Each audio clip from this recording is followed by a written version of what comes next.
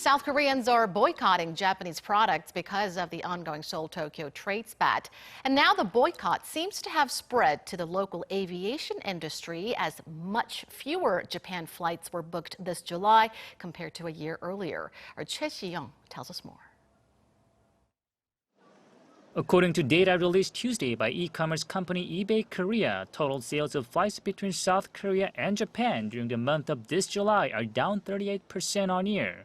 During the same period, flights between South Korea and other countries increased by an average of 23%. One of the reasons for the decline in sales of flights to Japan is the growing boycott by South Koreans of Japanese goods prompted by the two countries' trade row. We originally planned to go to Hokkaido, Japan, but because of the trade row between the two countries and the boycott of Japanese goods, we decided to go to Kota Kinabalu instead.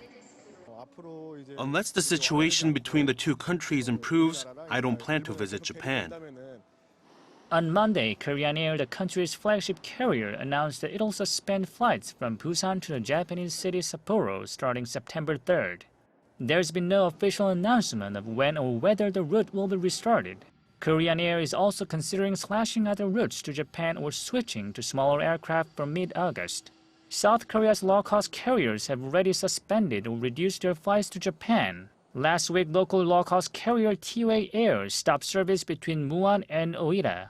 Another local budget carrier, Air Busan, will stop flights between Daegu and Osaka from September, while EastarJet is suspending flights between Busan and Osaka around the same time. Industry insiders say while the air carriers were planning to cut down on some flights to Japan anyway because they are not profitable, the airlines are also taking into account the boycott of Japanese products by South Koreans. Choi Si-young, Arirang News, Incheon.